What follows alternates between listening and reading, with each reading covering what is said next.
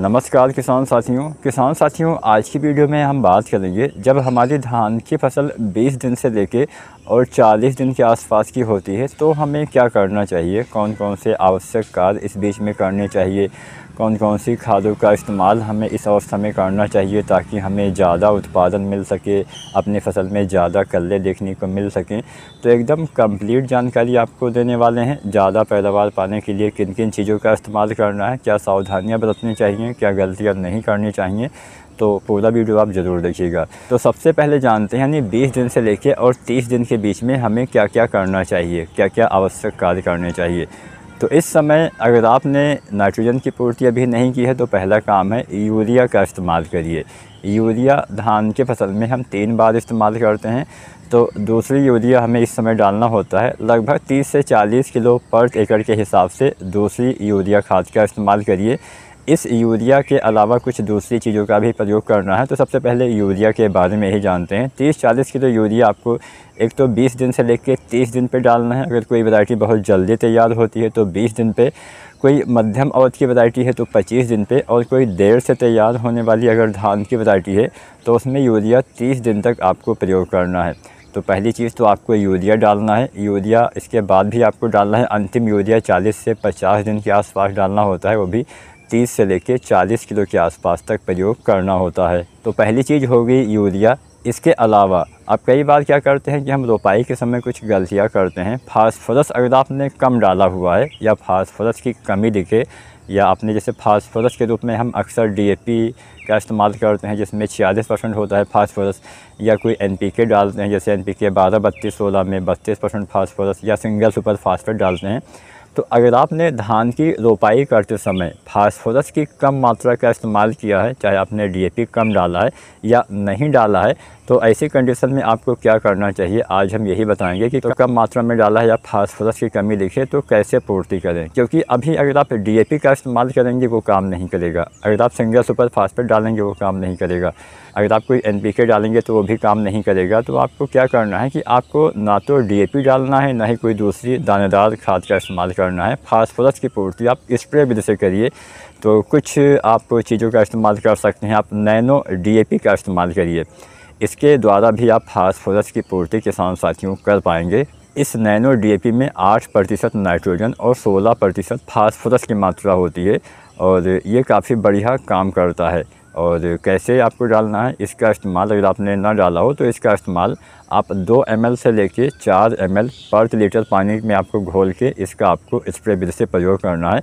आप एक बार अभी डाल दीजिए कल्ले निकलते समय, और दोबारा से आप डाल दीजिए किसान साथियों लगभग बाली आने से पहले। बिल्कुल भी ना डाला हो तो आप 3 बार भी डाल सकते हैं, तो आपके ऊपर ये निर्भर करता है। या फिर आप कोई दूसरा एनपीके प्रयोग कर सकते हैं फास्फोरस की पूर्ति के लिए, जिसमें एनपीके 12-61-0 सबसे ज़्यादा यूज किया जाता है। तो एनपीके 12-61-0 कितना डालना है, 1 किलो से लेकर 1.5 किलो तक आपको इसका इस्तेमाल करना है। अब आपने कितना फास्फोरस डालना है उसके हिसाब से आपको ये एनपीके प्रयोग करना है। अगर थोड़ा ही कम मात्रा में आपने डीएपी डाला है तो एक बार डालिए, अगर आपने बिल्कुल भी डीएपी नहीं डाला है तो इसको भी आप 2-3 बार प्रयोग कर सकते हैं। बेसल डोज में आपको डीएपी, एसएसपी या एनपीके अवश्य डालना चाहिए, अन्यथा उत्पादन में कमी आपको अवश्य देखने को मिलेगी।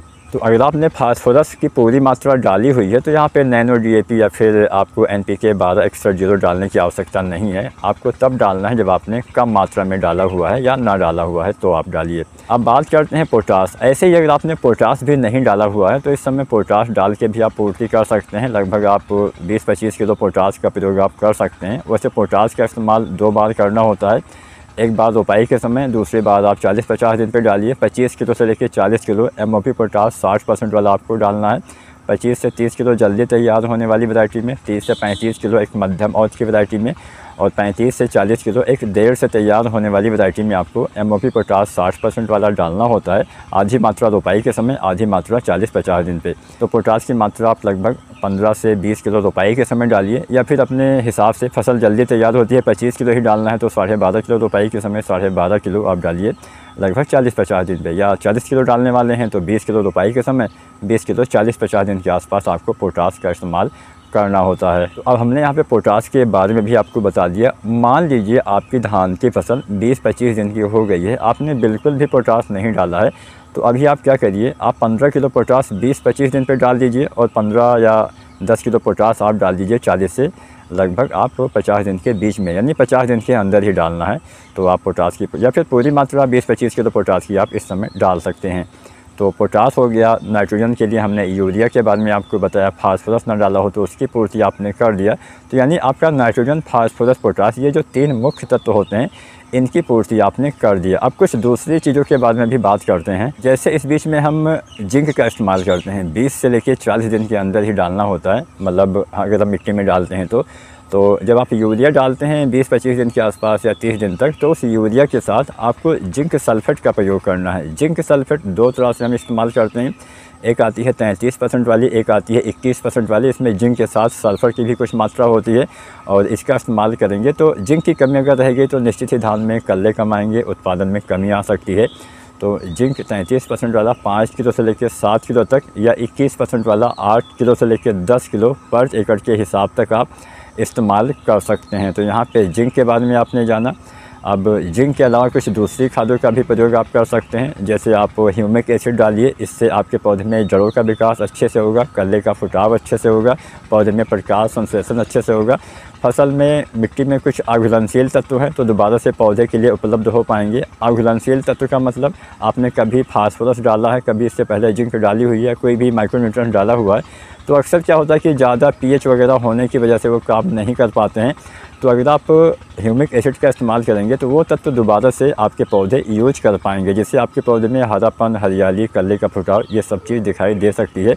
तो ह्यूमिक एसिड बहुत सारी कंपनियां अलग अलग रेशियो में बनाती हैं। अगर आप ह्यूमिक एसिड 98% वाला डालने वाले हैं, जिसमें ह्यूमिक एसिड के साथ फ्लोरिक एसिड भी होता है, तो लगभग 1 किलो के आसपास या अधिकतम 1.5 किलो तक आप यूज कर सकते हैं। या कोई दूसरी कंपनी की आप डालने वाले हैं तो उसकी मात्रा अलग रहेगी, इस बात का ध्यान देना है। सागरिका गोल्ड में भी ह्यूमिक एसिड होता है तो उसकी मात्रा 8 से 10 किलो डालना होता है, वो रोपाई के 10 दिन के अंदर ही डालना चाहिए। तो ये तो हो गया कि हाँ आपको कैसे पूर्ति करना है, ह्यूमिक एसिड कैसे डालना है, कितनी मात्रा में डालना है।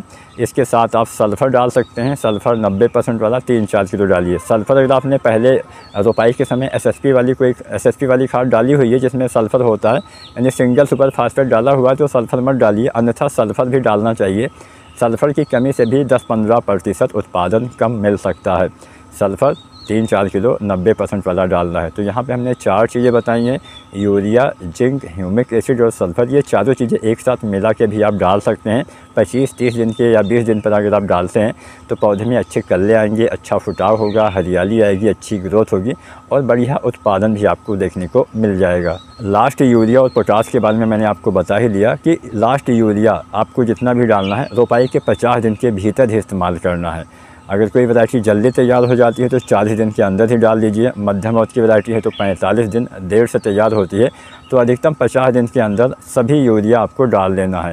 यूरिया के अलावा अंतिम पोटाश, अगर आप पोटाश का 2 हिस्सों में इस्तेमाल करते हैं तो पोटाश की आधी मात्रा आपको लगभग 15-20 किलो के आसपास रोपाई के 40-50 दिन के अंदर जब आप अंतिम यूरिया डालते हैं तो उस समय आप प्रयोग कर सकते हैं।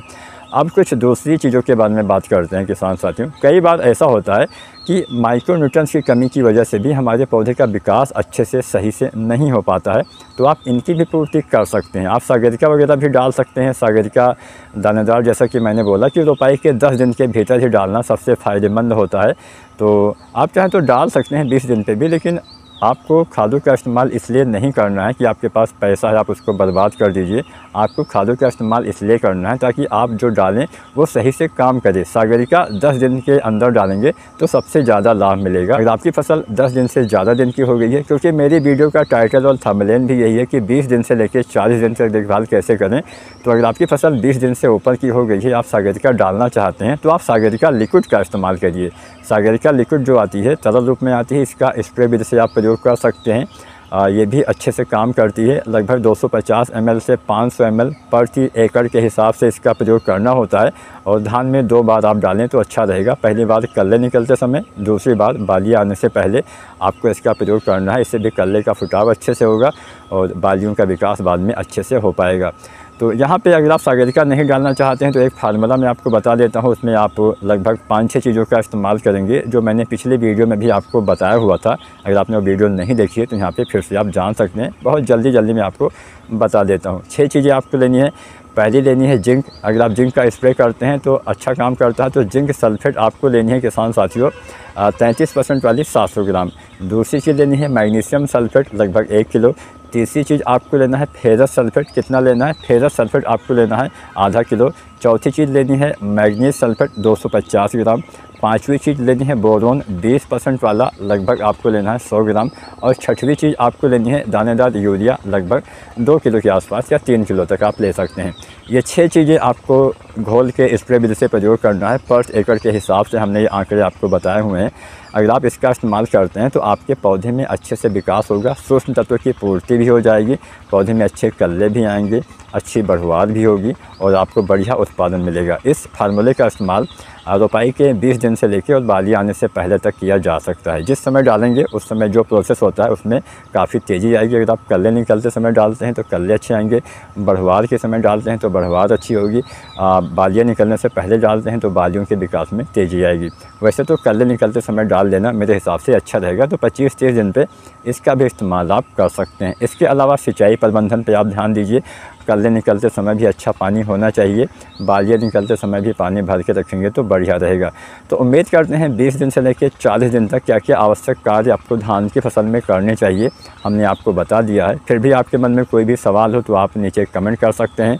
और अगर आपको मेरा प्रयास, मेरी वीडियो अच्छी लगती है तो आप वीडियो को लाइक करिए। आज तक मैंने केवल 3 ही वीडियो बनाई है, ये तीसरी फेस वाली वीडियो है। इससे पहले मैंने वॉइस ओवर के द्वारा ही वीडियो पब्लिश किया हुआ है।